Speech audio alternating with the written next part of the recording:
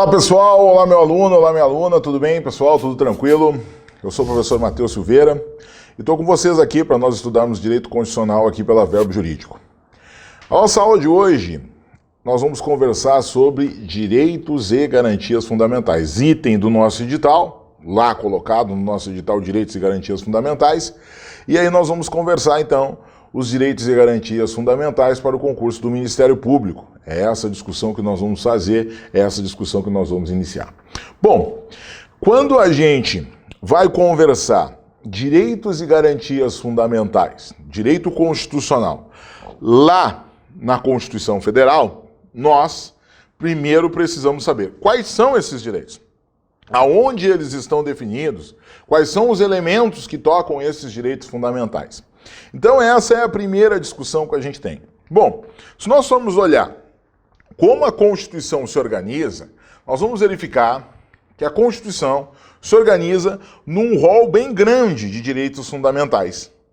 Apesar de muitos acharem e acham de forma errada, de forma errônea, que os direitos fundamentais estão apenas no artigo 5º. Muito pelo contrário, o artigo 5º traz apenas direitos individuais e coletivos fundamentais, as garantias individuais e coletivas fundamentais. Tudo bem. Contudo, o artigo 6, 7, 8, 9, 10, 11, até o 17, todos esses são direitos fundamentais. Ok? Bom, vamos aqui no quadro, por favor. Chegando aqui, nós vamos colocar então essa ideia inicial. Constituição Federal. A nossa Constituição de 88 resolveu dividir a Constituição em títulos. O principal tópico da Constituição são os títulos. O título 1 inicia a Constituição Federal e traz os 4 primeiros artigos. Artigo 1º, 2º, 3º e 4º, trazendo os princípios fundamentais. Eu gosto mais da nomenclatura preceitos, mas trazendo os princípios fundamentais. Esses princípios fundamentais, que são colocados pelo legislador constitucional originário, são para estruturar a nossa Constituição. Ou seja, somos um Estado, esse Estado é uma república federativa, nós temos 3 poderes, ou seja, toda essa estruturação é feita para exatamente estabelecer o que é uma Constituição. A Constituição nada mais é do que uma lei que estrutura o Estado. Por isso que ela é uma lei tão importante, porque ela traz todos os parâmetros estruturais do Estado. Bom, como a nossa Constituição nasce com o interesse, com a busca de ser uma Constituição cidadã, uma Constituição democrática, a segunda coisa que ela vai falar são os direitos dos cidadãos, os direitos das pessoas. E aí esses direitos nós chamamos eles de direitos fundamentais. Os direitos fundamentais da Constituição, atenção, né? Esses direitos fundamentais, eles estão, num primeiro momento, estabelecidos nesse título aqui, ó, no título 2, dos direitos e das garantias fundamentais. O título 2 vai do artigo 5º até o artigo 17. Artigo 5º até o artigo 17. Muito bem. Artigo 5º vai trazer os direitos individuais e as garantias individuais. Artigo 6º vai iniciar o que a gente chama de direitos sociais. O que a gente chama de direitos sociais. Esses direitos sociais vão ir até onde? Até o artigo 11, porque no artigo 12 nós iniciamos o que a gente chama de nacionalidade. Não há direito tão importante para as pessoas, que é o significado inicial de estabelecermos quem são os nacionais daquele Estado, quem são as pessoas que são originárias daquela nação e quais são as pessoas que não são. Já vem aí o próprio significado do estrangeiro. O que é o estrangeiro? Aquele que não é nacional. Ou seja, eu preciso definir quem é o nacional para que nós possamos saber quem é também o estrangeiro. Artigo 12 e 13 nós temos a nacionalidade. No 13 nós vamos ter os símbolos nacionais, mas está lá dividido como nacionalidade. Do artigo 14 até o artigo 16, nós temos os direitos políticos. E no artigo 17, nós temos os direitos dos partidos políticos. É essa estruturação de direitos fundamentais que a gente tem. Claro que, atenção, nós não temos apenas direitos fundamentais no título 2, ou seja, os direitos fundamentais não estão somente no título 2 da Constituição. Vem aqui para o quadro de novo. Se eu for aqui, ó, título 2 da Constituição Federal, título 2 da Constituição Federal, artigo 5º até o artigo 17. Todos os direitos fundamentais que advêm do ordenamento constitucional estão aqui? Claro que não. Nós temos direitos fundamentais fora do título 2. Ou seja, os direitos fundamentais estão em toda a Constituição e inclusive fora dela, onde? Em tratados, em convenções, em pactos internacionais que o Brasil é signatário, que o Brasil assina e depois busca incorporar internamente esses pactos e começar a aplicar. Portanto, atenção, senhores, atenção, senhoras, atenção ao seguinte elemento, a seguinte discussão que nós temos. Nós temos direitos fundamentais, por exemplo, no artigo 193, que vai trazer a Seguridade Social.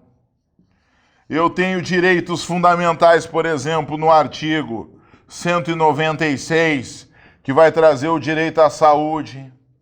Eu tenho direitos fundamentais no artigo 205, que vai trazer o direito à educação. Eu tenho direitos fundamentais, por exemplo, no artigo 225, que vai trazer o direito do meio ambiente ecologicamente equilibrado.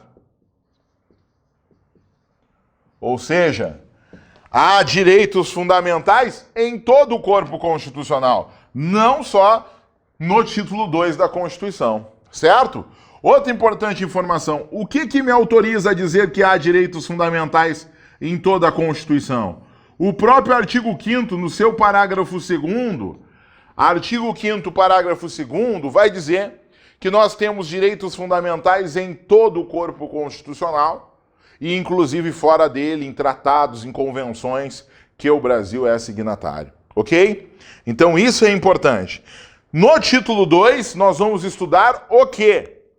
No título 2, nós vamos estudar os principais direitos fundamentais.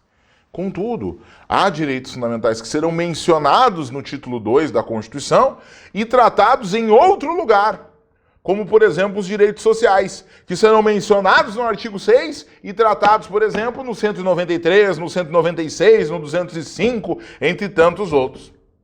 Ok? Então esse é um ponto importante que é necessário a gente vincular, que é necessário a gente trabalhar. O nosso tópico agora é direitos fundamentais, mas o item do nosso edital é direitos fundamentais tal qual a organização que a Constituição propõe. Ou seja, nós estudaremos o título 2 da Constituição, artigo 5º até o artigo 17, e esse é o ponto do nosso edital. Contudo, há direitos fundamentais fora desse ponto, professor? Claro que há. Acabei de dizer, acabei de mostrar ali no quadro, artigo 193, artigo 196, artigo 205, artigo 225, ou seja, temos direitos fundamentais em toda a Constituição. Olho na tela para você verificar exatamente essa organização que cai na nossa prova, essa organização que está estruturada exatamente dos direitos fundamentais. Outra coisa que é importante é exatamente qual é o destino, qual é a discussão que nós faremos nas aulas que vão tratar de direitos e garantias fundamentais. Nós vamos discutir os direitos e as garantias fundamentais nessas 5 espécies que estão aparecendo aí na tela para vocês. As 5 espécies que são organizadas pelo título 2 da Constituição Federal. O ponto 1, que são os direitos e deveres individuais e coletivos, do artigo 5º da Constituição Federal. O ponto 2, os direitos sociais, artigo 6º até o artigo 11. O ponto 3, que vai trazer a questão da nacionalidade, do artigo 12 até o artigo 13 da Constituição Federal. O ponto 4, que vai trazer os direitos políticos, do artigo 14 até o artigo 16. E o ponto 5, que vai trazer os partidos políticos até o artigo 17.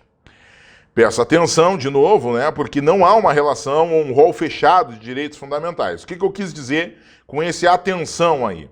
Olha, o que eu quis dizer é o que eu acabei de falar para vocês antes mesmo de nós entrarmos nessa tela. É que não há direitos fundamentais somente no título 2. Os direitos fundamentais na Constituição estão em todo o ordenamento constitucional. Por exemplo, lá no artigo 150, onde nós vamos ter a limitação do poder de tributar do Estado, é também uma limitação importante e é também um direito fundamental. Ou seja, não está aqui no título 2, como vocês estão verificando aí na tela, mas é direito fundamental. Portanto, o artigo 5º, parágrafo 2º, fundamenta essa análise. E hoje a gente pode dizer que o título 2 não traz todos os direitos fundamentais contidos na Constituição, que o título 2 não é um rol fechado, não é um rol exaustivo de direitos e garantias fundamentais. Ok? Resolvido isso, eu divido os direitos fundamentais numa das classificações mais utilizadas para organizar os direitos fundamentais e os direitos humanos. Olha esse quadro que está colocado aí na tela. Vamos sair um pouquinho da tela para eu explicar exatamente qual é a importância desse quadro, qual é a importância de entendermos um pouco essa classificação dos direitos fundamentais. Os direitos fundamentais são classificados em dimensões ou gerações. E essa classificação é algo muito utilizado, muito aceito por todas as bancas de concursos públicos, e a gente precisa entender o porquê dessa classificação, o porquê da utilização desse método e dessa classificação é tão importante. Bom, 3 são os elementos clássicos dessa classificação. Ou seja, 3 são os elementos mais utilizados por todas as bancas que nós temos conhecimento, que são a primeira dimensão, a segunda dimensão e a terceira dimensão. A quarta dimensão é aceita por alguns doutrinadores e ainda não há uma certa exatidão em qual é o conceito certo do que seria quarta dimensão dos direitos fundamentais. Mas a primeira colocação dentro dessa classificação é entendermos, por exemplo, que quando eu estou falando de direitos humanos, eu estou falando também de direitos fundamentais. Qual é a diferença, professor, de direitos humanos para direitos fundamentais, que é importante? Bom, os direitos humanos estão nos tratados internacionais, estão dispostos, estão colocados nas convenções internacionais, nos pactos internacionais que os países celebram uns com os outros e organismos internacionais celebram com diversos países. Esses tratados, essas convenções, esses pactos, esses acordos, tudo isso é sinônimo, tá, gente? Tratado, convenção, pacto, acordo. Existe diferença em cada uma dessas nomenclaturas? Existe. Mas é uma diferença de direito internacional público, uma diferença que não nos interessa aqui para o nosso conteúdo, mas sim uma diferença que interessa a quem for estudar direito internacional público. Como não é o nosso interesse, como não é a nossa busca, não precisamos nos preocupar com isso. Bom, contudo, nós precisamos entender o seguinte elemento e o seguinte movimento. Os direitos humanos são regras, direitos previstos em tratados internacionais, em convenções internacionais, em pactos internacionais. Quando eu pego esses direitos, esses estabelecimentos, essas garantias, essas declarações constantes lá em tratados internacionais e levo ela para dentro, e levo elas, melhor dizendo, né? Vamos levar todos esses estabelecimentos para dentro de constituições, eu coloco numa constituição aquilo que estava escrito num tratado, numa convenção internacional, e a partir de ter colocado naquela constituição, eu troco a nomenclatura. Eu passo a chamar esse direito humano que estava nos tratados, nas convenções internacionais, eu passo a chamar ele dentro da Constituição de direito fundamental. Essa é a grande diferença. Ou seja, direitos humanos tratam de documentos internacionais, tratados, convenções e pactos. Direitos fundamentais são esses direitos constantes em tratados, convenções, acordos internacionais que foram constitucionalizados, ou seja, colocados numa Constituição Nacional, colocados na lei maior de um Estado, de uma nação. É essa a ideia. Então, professor, eu posso chegar à seguinte conclusão: todo direito fundamental é um direito humano? Claro que sim.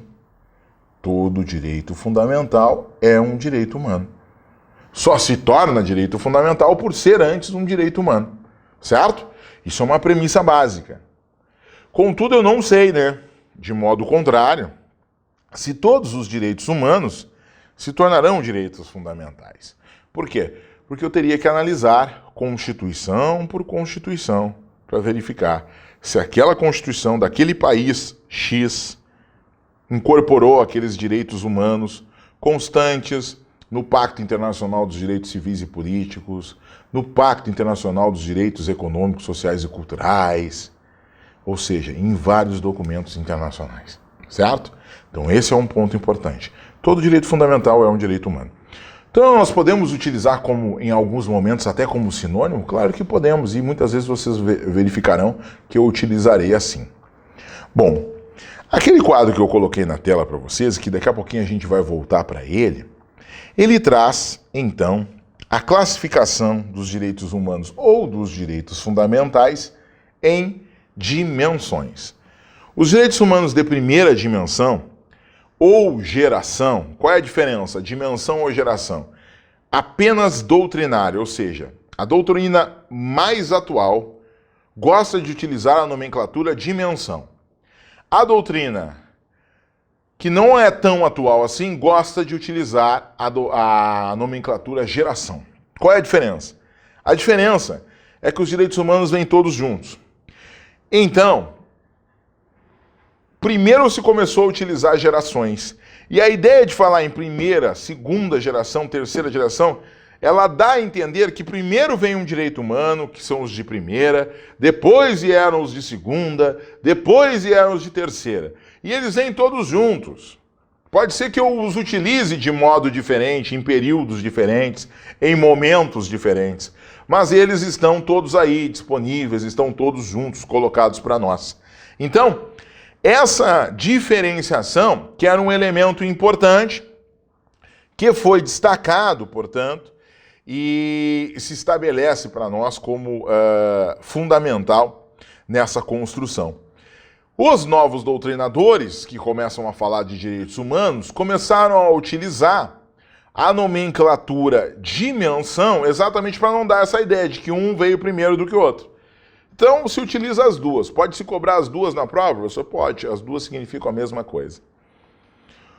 Os direitos de primeira dimensão, vocês vão verificar que eu gosto mais da nomenclatura dimensão, que é a atualmente mais utilizada, mas a geração não está errada. Os direitos humanos de primeira dimensão, ou direitos fundamentais de primeira dimensão, são o que a gente chama de direitos das liberdades. É o fato de termos liberdades públicas, liberdades civis, as quais o Estado não pode nos retirar. Ou seja, é a liberdade minha, cidadão, é a minha liberdade minha, indivíduo, a liberdade minha, pessoa, frente ao Estado. Porque o Estado antes gostava de tirar as nossas liberdades. Nós tivemos uma época histórica nossa que se chamou absolutismo, que é a Idade Moderna, entre a Idade Média e a Idade Contemporânea, que até hoje vivemos, que nessa Idade Moderna nós tínhamos o Estado revertido na pessoa do rei, do soberano. A Idade Contemporânea, que é a quebra desse absolutismo, ela traz como um dos grandes elementos a divisão dos poderes, né? Hoje o Estado, desde 1789, Revolução Francesa, até um pouquinho antes nós tivemos ainda o processo de independência americana, nós temos a divisão dos poderes. Hoje nós temos 3 poderes independentes e harmônicos entre si. Artigo 2º da Constituição Federal nossa. Vejam que desde 1700 até 1988, ou seja, mais de 200 anos a gente continua utilizando essa divisão de poderes. Poder de um Estado dividido em 3 elementos. Poder judiciário, poder legislativo, poder executivo. Poder executivo, poder legislativo, poder judiciário. Ok? Bom, essas liberdades públicas são importantíssimas. Por exemplo, pegamos um ponto da nossa Constituição para entendermos o que seria uma liberdade pública. É livre a manifestação do pensamento, vedado o anonimato. Artigo 5º da nossa Constituição, inciso 4. Artigo 5º, inciso 4. É livre a manifestação do pensamento, vedado o anonimato. Espera aí. Há uma norma constitucional dizendo que é livre se manifestar. O que eu penso, eu posso me manifestar, não tem problema nenhum. A única coisa que o Estado faz é garantir que caso, nesse exercício dessa liberdade que eu tenho, e que o Estado não pode me tirar, vejam que isso é uma liberdade, eu não o faça de modo anônimo, até porque se eu causar dano a alguém, preciso saber quem é que se manifestou. Então isso é uma garantia para um convívio social. A vedação do anonimato é uma garantia constitucional. O direito é a livre manifestação do pensamento. A vedação do anonimato é uma garantia para se estabelecer um convívio social, certo? Muito bem. Isso é uma liberdade pública, a livre manifestação do pensamento. Também nós temos uma liberdade pública que é, por exemplo, a liberdade de crença, de religião, que nós temos no artigo 5º, inciso 6, 7, 8. Liberdade de crença, religião. É uma liberdade. Artigo 5º traz essas liberdades, traz esses direitos fundamentais de primeira dimensão. Os direitos fundamentais de segunda dimensão seriam os direitos sociais. A educação, a saúde, o trabalho. Nada mais clássico do que esses direitos sociais. São direitos que, em regra, eu preciso da participação do Estado. Eu preciso que o Estado trabalhe para me entregar esses direitos. Eu não consigo alcançá-los de modo solitário, de modo sozinho. Enquanto nos direitos de primeira dimensão, eu já tenho esses direitos são consolidados no meu patrimônio e o que eu peço é que o Estado não venha interferir neles, não venha atrapalhar eles. Nos direitos de segunda dimensão, eu quero a participação do Estado. São os direitos que nós chamamos de prestacionais. Eu quero que o Estado participe, eu quero que o Estado atue, porque eu preciso da atuação do Estado para obter esses direitos. Ora, para obter o direito à saúde, eu preciso que o Estado atue na prevenção, no combate, por exemplo, a um mosquito que não venha atacar a minha saúde, num combate a doenças endêmicas, doenças virais, doenças bacterianas, e isso pode ser feito com vacinação, cuidado com o saneamento básico, ou seja, o Estado precisa agir para que eu tenha acesso a esses direitos. O direito à saúde. A educação, o Estado vai precisar fazer escolas, vai precisar estabelecer um número mínimo de professores, entre tantas outras coisas, para que eu tenha acesso a esses direitos. Vejam que nós temos, então, uma estruturação necessária que nesses direitos de segunda dimensão, os chamados direitos da igualdade, eu preciso do Estado. São os direitos que nós chamamos de direitos prestacionais. Enquanto os direitos de primeira dimensão, nós chamamos eles de direitos não prestacionais ou direitos de defesa, os direitos de segunda dimensão nós vamos chamá-los de direitos prestacionais. E nos direitos de terceira dimensão, ou geração, que são os famosos direitos da fraternidade, e aí está o ideal francês, e liberté, igualité, fraternité. A liberdade, a igualdade e a fraternidade, nesses direitos de terceira dimensão, os direitos da fraternidade, eu tenho os direitos que ultrapassam a ideia do indivíduo, que vão para algo maior do que o indivíduo. São o que nós vamos chamar de transindividuais. Transindividuais. Os famosos direitos difusos, como, por exemplo, a proteção ao consumidor, como, por exemplo, a proteção ao meio ambiente ecologicamente equilibrado. Ora, são direitos fundamentais clássicos de terceira dimensão, uma vez que um dano à água a qual eu bebo, a água que está à disposição de todos nós nos rios, é um dano que me prejudica ou prejudica a todos aqueles que necessitam daquela água? E, aliás, todo ser humano vai precisar de água. Ou seja, é um dano que ultrapassa a individualidade. São os danos transindividuais, os direitos transindividuais. A garantia de eu respirar um ar com qualidade, um oxigênio mais puro, com menos partículas de outros gases poluentes. Isso é qualificado, isso é importante. Isso é um direito com o qual eu vou proteger, de qual eu não protejo de forma individual, eu protejo de forma transindividual. São os direitos de terceira dimensão, que também são direitos fundamentais. E para aqueles que aceitam uma quarta, uma quinta, uma sexta dimensão, até a sexta dimensão é prevista hoje, eu coloquei ali no quadro até a quarta dimensão. Mas há, como eu disse, uma aceitação das primeiras dimensões, das três primeiras. As três primeiras dimensões são o que a gente chama de dimensões ou gerações clássicas dos direitos humanos, aceitas por todos. Contudo, a quarta, e aí temos até doutrinadores que vão colocar quinta e sexta, aí elas já têm uma polêmica nessa construção. Então, no quadro ali, podemos voltar ao quadro, eu até coloco uma quarta dimensão.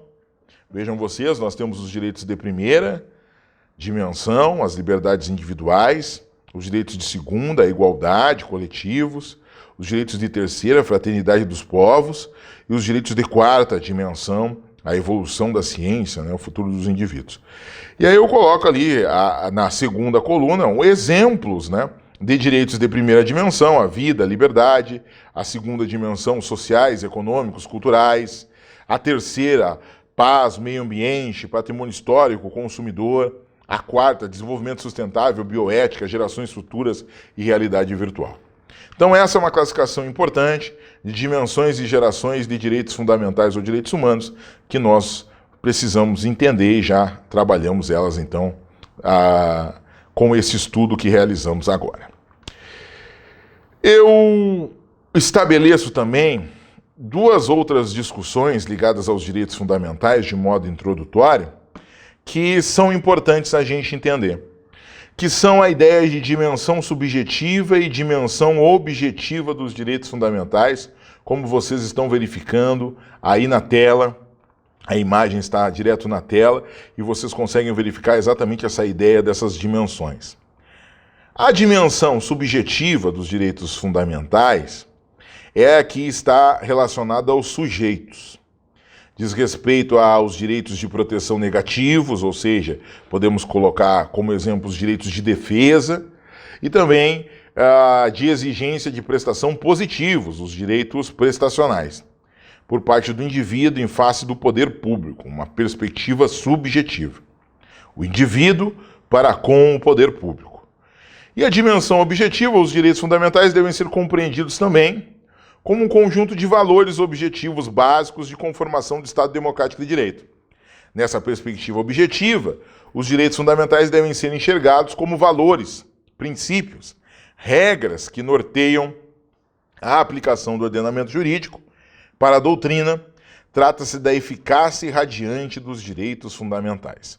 Ora, efeito irradiante dos direitos fundamentais decorre do quê? Da dimensão objetiva, como vocês estão verificando nessa próxima tela aí. Efeito irradiante dos direitos fundamentais. Capacidade que eles têm de alcançar os poderes públicos no exercício de suas atividades principais. Assim, como consequência da sua dimensão objetiva, os direitos fundamentais conformam o comportamento do poder público, criando um dever de proteção pelo Estado dos direitos fundamentais contra agressões do próprio Estado ou até de particulares. Assim, o Estado fica condicionado a adotar medidas que promovam e protejam efetivamente os direitos fundamentais. Criação de defensorias para promover o amplo acesso ao judiciário, criação de PROCONs e leis de consumo para promover a proteção do consumidor. Saímos um pouquinho da tela para a gente entender isso. Acabamos de sair da classificação das dimensões e das gerações e entramos numa outra discussão que é a dimensão dos direitos fundamentais. Dimensão subjetiva, que é o direito que eu, indivíduo, tenho de a liberdade, a saúde, a educação, o qual o Estado precisa muitas vezes me garantir ou que eu posso cobrar que o Estado me ajude à proteção. Esse é um elemento importante, isso nós chamamos de dimensão subjetiva dos direitos fundamentais, porque ela está ligada entre o sujeito de direitos fundamentais, que é o cidadão, e o Estado. Já a dimensão objetiva é um elemento que traz uma obrigatoriedade para o Estado de agir sempre no intuito de implementar direitos fundamentais e realizar atos que possam proteger as pessoas com a aplicação desses direitos fundamentais. Ou seja, a dimensão objetiva é um agir, é uma atuação do Estado na busca de conseguir realizar elementos efetivadores, elementos que vão aplicar os direitos fundamentais de modo genérico, protegendo todos os indivíduos, protegendo as pessoas às quais os direitos fundamentais visam proteger. Então essa é uma ideia importante dentro dessa construção. Um outro elemento importante nos direitos fundamentais são as características desses direitos fundamentais. É importante a gente entender esse ponto, essa construção dos direitos fundamentais, porque as características são elementos que são bem importantes para a gente entender depois o desenvolvimento desses direitos fundamentais. Então vamos dar uma olhadinha nas características que são as mais comuns, as mais passíveis de serem cobradas em concursos de direitos fundamentais. De olho nessas características, por favor, olho na tela. As características dos direitos fundamentais, acompanha no material que você tem aí junto com a gente, são, essa apresentação aqui ela fica disponível para vocês, os alunos que não observaram isso ainda vão verificar que ela está aí junto aos materiais que ficam disponíveis para os alunos.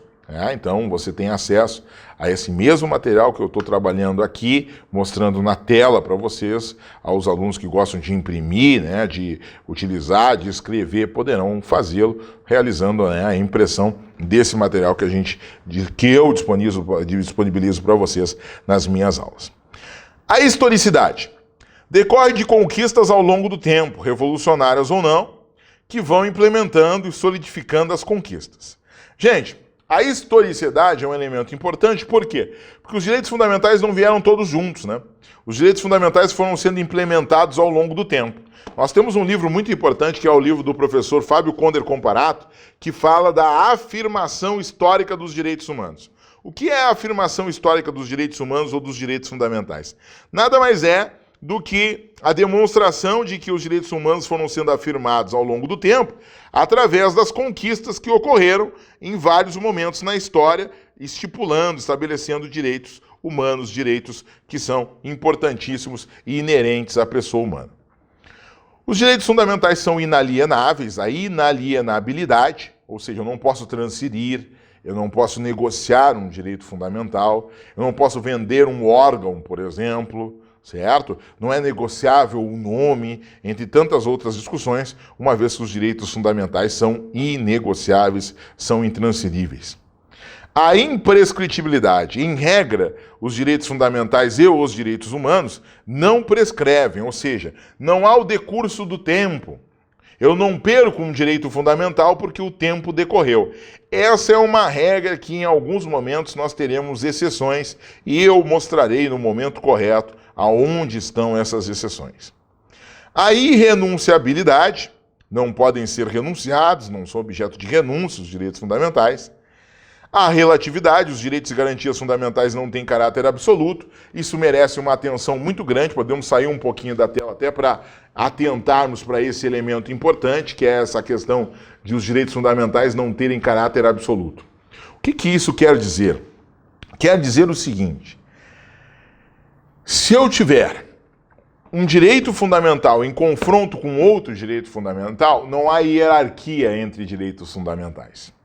Ou seja, eu não posso sair dizendo por aí que o direito à vida se sobrepõe a todos os demais direitos. Isso não é verdade. O direito à vida é um dos direitos fundamentais, assim como o direito à educação, como o direito à saúde, como o direito à liberdade, como os direitos à igualdade, como o direito de segurança, como o direito à propriedade. Bom, mesmo o direito à vida tem algum momento que ele pode entrar em conflito com outro e pode ser sobreposto? Claro que sim. E ao longo das nossas discussões nós vamos estabelecendo isso, nós vamos discutindo isso. Então eu peço muito cuidado para vocês, para não caírem nesta questão que tem vindo com muita frequência nos concursos públicos, que é falar que um direito fundamental é maior que outro direito fundamental. Os direitos fundamentais não são absolutos, e isso é importante, ou seja, se está escrito que eles são invioláveis, quer dizer que está determinado que não é para violar, mas pode existir uma violação, certo? E é para isso que a justiça, que o judiciário se estabelece exatamente para interpretar corretamente esses elementos e para corrigir, muitas vezes, quando uma violação a um direito fundamental ocorre e que não deveria ter ocorrido. Nesse sentido, é fundamental, é importantíssimo a gente entender que a palavra e o elemento de estabelecer que não há um direito fundamental absoluto é algo que é uma regra. Ou seja, os direitos fundamentais estão sujeitos a conflitos entre eles, e esses conflitos entre esses direitos fundamentais serão resolvidos por aquele que tem a responsabilidade de dar a última palavra nisso. Como nós estamos falando de Constituição Federal, quem tem responsabilidade de dar a última palavra, tratando-se de Constituição Federal, é o Supremo Tribunal Federal, é o STF, que vai dar a última palavra, que vai falar, dizendo, esse direito fundamental se sobrepõe ao outro direito fundamental. Então, cuidado com isso. A relatividade é importante, porque ela traz um elemento que já é um elemento que a gente consegue já colocar para vocês, que é, não há um direito fundamental absoluto. Os direitos fundamentais estão sujeitos a conflitos entre eles. Claro que um conflito entre um direito que não é fundamental e um direito fundamental vai valer o direito fundamental. Mas se eu tiver um conflito entre o direito fundamental aqui e um outro direito fundamental aqui, eu vou precisar do intérprete da norma, do intérprete da lei, aquele que vai dar a última palavra e vai dizer qual desses direitos fundamentais vai predominar sobre o outro direito fundamental. Ok? Não há uma regra sobre isso. Ou seja, não há um direito fundamental que se sobrepõe aos demais desde já. Não. Eles não são absolutos, por isso eles estão adstritos a conflitos entre eles. Ok? Voltamos para a nossa tela para a gente verificar outras características dos direitos fundamentais que são importantes. Relatividade era a última característica dessa tela. Já verificamos ela e eu vou trocando de tela aqui para chegar na universalidade. O que é isso? Os direitos fundamentais são universais, ou seja, tem um efeito erga omnes, ou seja, para todos, contra todos. Como exemplo, aplicam-se aos estrangeiros que estiverem no Brasil. A aplicabilidade dos direitos fundamentais ela é imediata. As normas definidoras dos direitos e garantias fundamentais têm aplicação imediata. A Constituição Federal traz essa previsão, no seu artigo 5º, parágrafo 1º, traz essa previsão, essa estipulação dos direitos fundamentais. Muito bem, estabelecido isso, falta ainda a gente verificar essas duas discussões ligadas à eficácia. Eficácia vertical e a eficácia horizontal dos direitos fundamentais. Quanto à eficácia, se eu falar de eficácia vertical, eu estou falando da proteção do particular em face do Estado, ou seja, a pessoa frente ao Estado, ao poder público, à nação, ou seja, a pessoa frente à União, a pessoa frente ao Estado, a pessoa frente ao município, solicitando um serviço público, solicitando um direito para com o Estado. E a eficácia horizontal é a proteção do particular em face de outro particular. Como assim, professor? Vamos discutir isso, vamos verificar, vamos sair da tela e vamos verificar essas duas aplicações ligadas, por exemplo, ao direito da saúde. O direito à saúde é um direito fundamental, é? Sim, é. Está no artigo 6, depois está lá no artigo 196 da Constituição, é um direito fundamental, não há dúvida nenhuma disso. Quando eu falo de eficácia vertical, dos direitos fundamentais, eficácia vertical dos direitos fundamentais, eu estou conversando o seguinte assunto, de que eu posso pedir, eu posso buscar o meu direito à saúde junto ao Estado. Eu tenho esse vínculo. Então há uma eficácia vertical quando eu busco esse direito à saúde frente ao Estado. Frente ao que o Estado precisa me propor, o Estado precisa me conceder. Mas eu posso não confiar só no Estado. Eu posso, por exemplo, estabelecer um contrato com um outro particular, e nesse contrato com um outro particular, o particular pode ficar responsável de me prestar serviços de saúde. Então, quando eu precisar de serviços de saúde, eu posso buscar no particular e o particular me entregar esses serviços de saúde que são necessários, que são tão importantes e que eu vou buscá-los. Muito bem, é verdade. Planos de saúde fazem isso, né?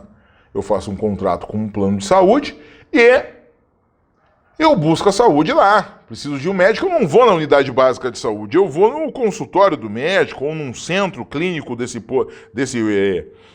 plano de saúde e lá ele me faz a consulta, realiza os exames. Isso eu poderia ir numa unidade básica de saúde, professor? Claro que eu poderia. Eficácia vertical se eu vou na unidade básica de saúde. Se eu vou no centro lá do plano de saúde, eu estou buscando a eficácia horizontal. Por quê? Porque um terceiro se comprometeu, através de uma contratação legal, correta, a me confiar, a buscar, implementar o direito à saúde que eu tenho. Então é quando eu vou buscar esse direito à saúde de alguém que está no mesmo plano que eu, nós chamamos de eficácia horizontal. Quando eu busco de um particular para outro particular, ou seja, eu busco de um ente privado, né? Uma entidade, uma pessoa jurídica, que é um particular, eu busco dele a prestação do meu direito à saúde. Por quê? Porque ele se comprometeu, nós celebramos um contrato assim. Agora eu posso buscar do Estado. Eficácia vertical do direito à saúde. Por quê? Porque o Estado se comprometeu por meio de quê? Por meio de lei. Há uma estipulação constitucional que diz que a saúde é um direito de todos e um dever do Estado, artigo 196 da Constituição Federal. A saúde é um dever de todos, a saúde é um direito de todos e um dever do Estado. Ou seja, eficácia vertical à saúde. Ok? Então nós temos essas duas ideias, a eficácia vertical e a eficácia horizontal dos direitos fundamentais.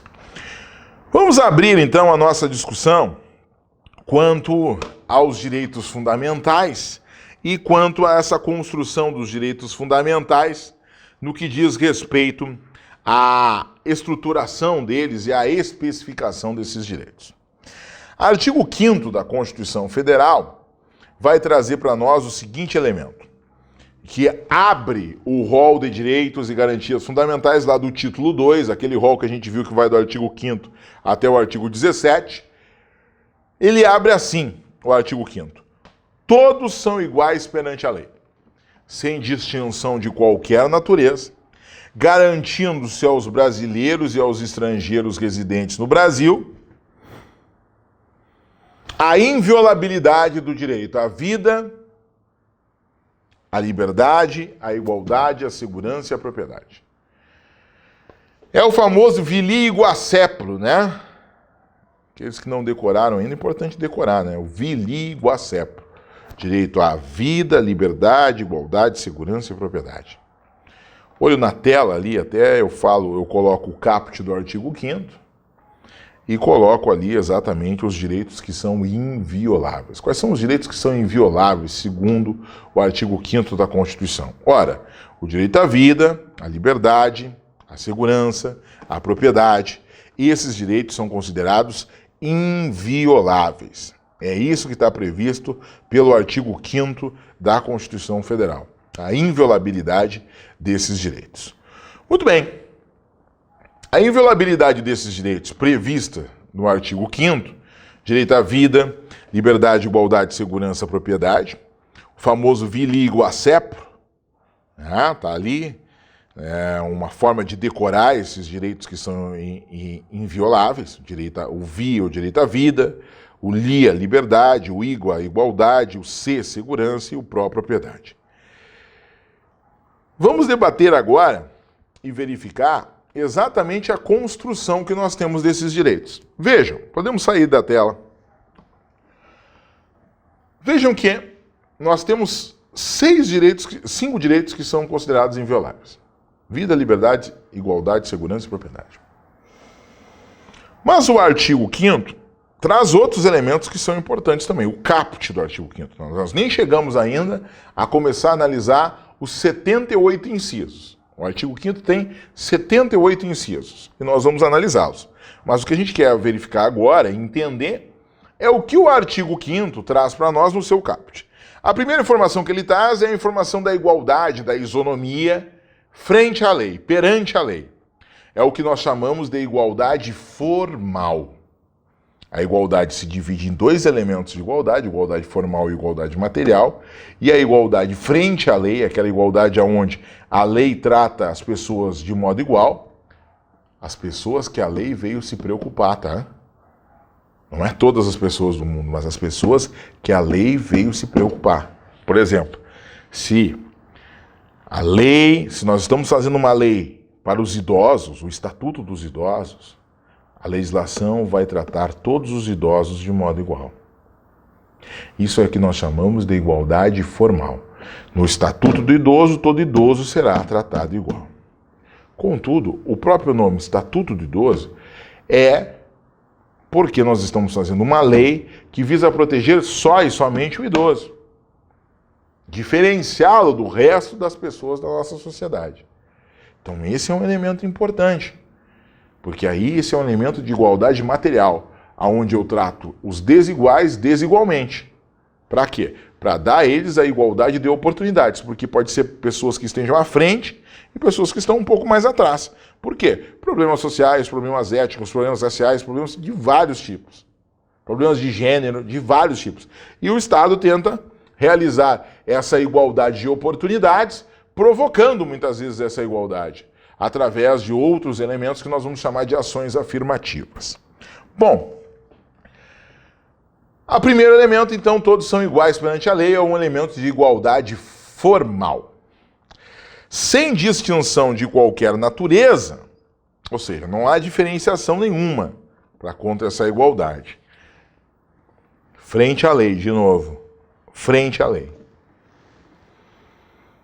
E são invioláveis o vili iguacepro para os brasileiros e os estrangeiros residentes no Brasil.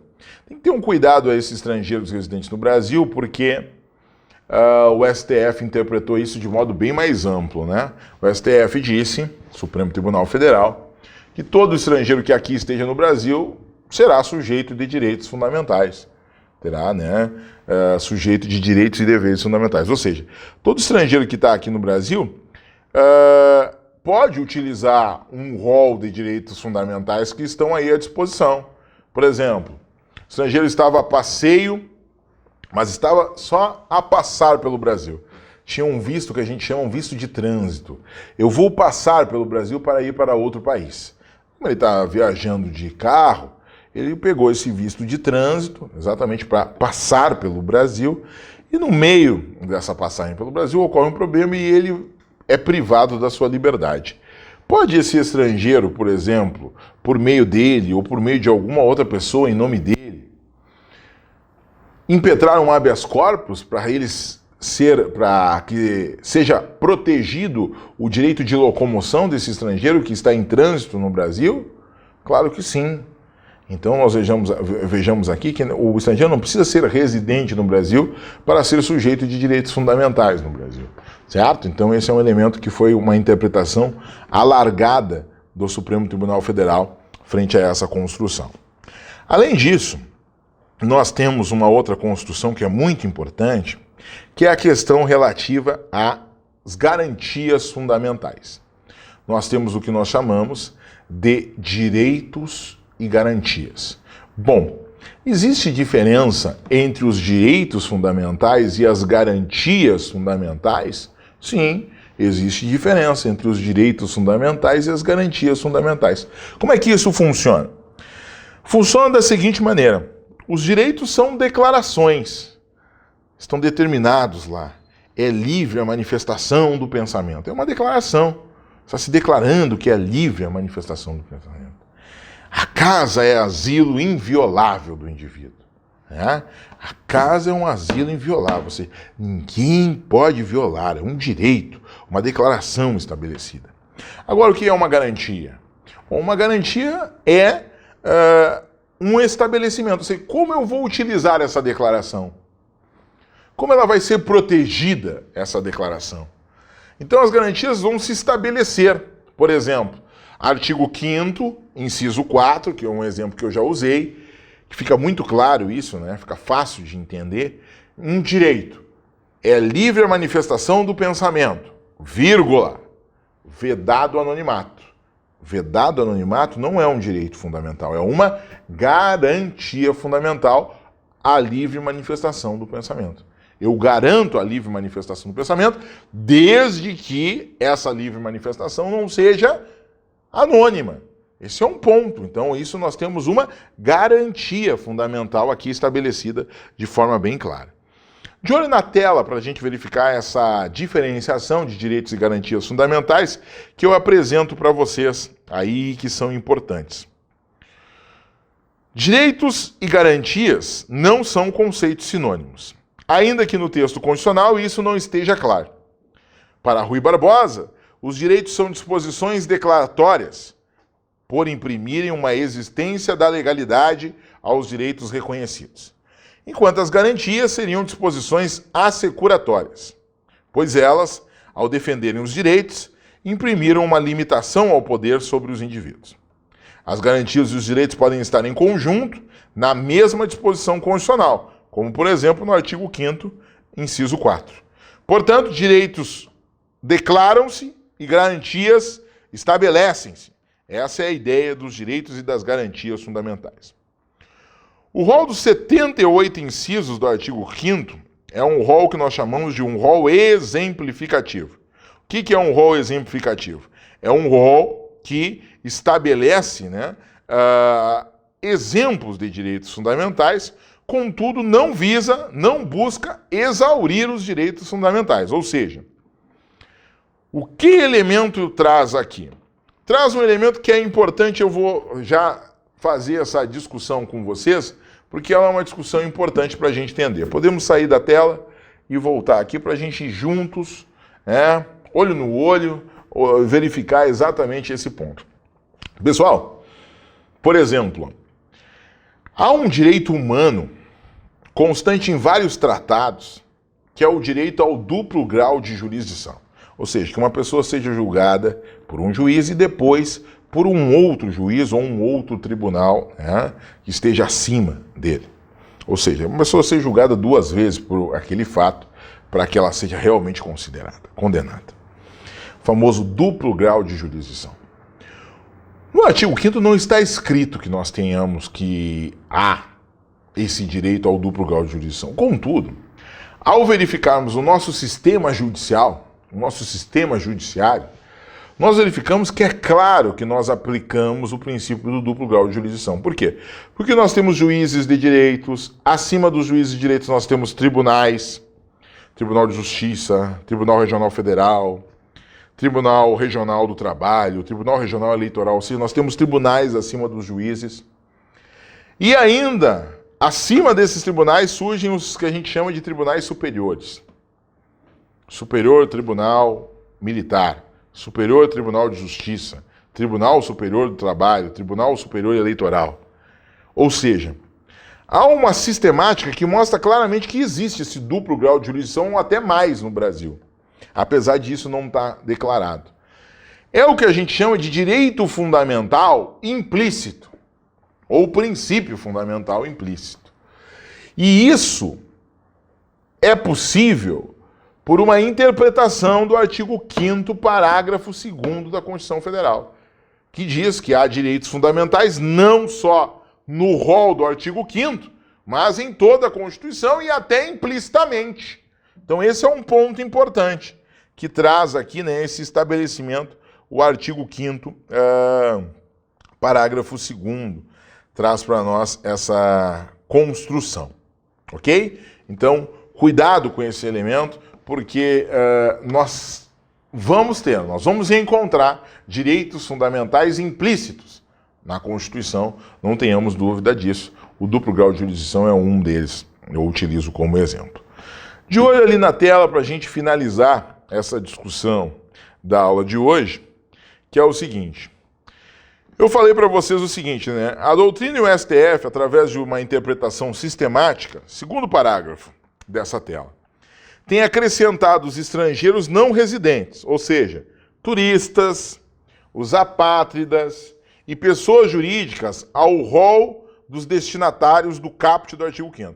Então, quando a gente fala que a inviolabilidade é para os brasileiros e os estrangeiros residentes, coloca aí nesses estrangeiros residentes, coloca aí nesses brasileiros também o seguinte: os estrangeiros que não residem, aqueles que estão a turismo, as pessoas que são apátridas, ou seja, não tem pátria, não tem nacionalidade, né? Pessoas jurídicas estrangeiras também, pessoas jurídicas nacionais. Coloca tudo aí, porque é possível, dentro das limitações do artigo, é possível que elas tenham direitos fundamentais e lhe seja respeitada aquelas inviolabilidades colocadas no artigo 5º. Outra coisa importante é que o artigo 5º, parágrafo 1º da Constituição Federal, como está ali no 3º parágrafo, define que as normas definidoras dos direitos e garantias fundamentais têm aplicabilidade imediata, ou seja, os direitos fundamentais se aplicam de forma imediata. Cuidado com isso. Cuidado, porque a aplicabilidade imediata não significa que a eficácia seja imediata. Esse é um outro elemento. Ou seja, todos temos direito à saúde, isso se aplica de forma imediata. Contudo, muitas vezes a eficácia da tutela do direito à saúde, ela pode não ser tão forte, ela pode não se implementar de forma direta. E nós tenhamos que buscar isso, talvez, no judiciário, entre outras coisas. Então, nós temos essa diferenciação, né, nessa construção. E, por último, né, eu coloco aqui a diferenciação nesse material dos direitos e das garantias, vejam, né, direitos, liberdades positivas, bens e vantagens conferidos pela norma, faculdade de agir, exercer, fazer ou deixar de fazer algo. Garantias, liberdades negativas, instrumentos pelos quais se asseguram o exercício e o gozo dos direitos, bens e vantagens. Professor, podemos sair da tela. Uma garantia fundamental clássica é uma que gosta muito de cair na nossa prova, né, de direito constitucional, que são os remédios constitucionais. O que são os remédios constitucionais?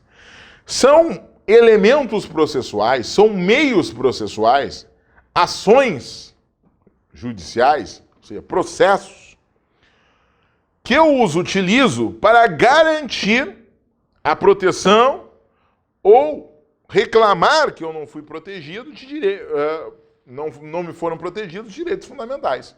Por exemplo, se eu tiver o meu direito de locomoção ofendido, eu posso impetrar um habeas corpus? Posso.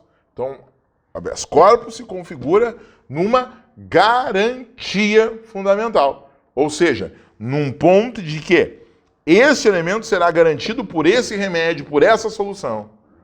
Então nós temos os remédios constitucionais, o habeas corpus, o habeas data, o mandado de segurança, o mandado de injunção, a ação popular, como elementos importantíssimos e como exemplos claros de garantias fundamentais e não de direitos fundamentais. Os direitos estão estabelecidos e as garantias vão buscar o quê? Assegurar o exercício desses direitos, assegurar o gozo desses direitos. Nada mais claro como um exemplo de garantia fundamental do que os remédios fundamentais constantes no nosso artigo 5º da Constituição Federal. Senhores, senhoras, a partir de então, nós finalizamos a parte introdutória que nos apresenta os direitos fundamentais e constrói os direitos fundamentais a partir de todos esses debates que nós realizamos até então. E nós vamos finalizando por aqui. Por quê? Porque na próxima aula eu inicio o debate a partir do direito à vida. Eu vou discutir a partir dessa discussão a vida, a liberdade, a igualdade, a segurança e a propriedade. Não sei se vocês notaram que os incisos do artigo 5º, ou seja, os incisos do artigo 5º, 78 incisos do artigo 5º, decorrências da inviolabilidade ou da vida, ou da liberdade, ou da igualdade, ou da segurança, ou da propriedade. Ou seja, os direitos que estão estabelecidos nos 78 incisos do artigo 5º decorrem da inviolabilidade desses direitos. A vida, liberdade, segurança, propriedade, igualdade. Certo? Então, a partir da próxima aula, nós vamos discutir o quê? Direito à vida, suas decorrências, seus elementos. Depois nós vamos discutir as liberdades, ou seja, o direito de liberdade, quais são as liberdades colocadas na Constituição, a igualdade, quais são as discussões de igualdade na Constituição, a segurança e a propriedade. Faremos isso na nossa próxima aula. Até lá. Tchau, tchau para vocês, um bom estudo e até a próxima aula.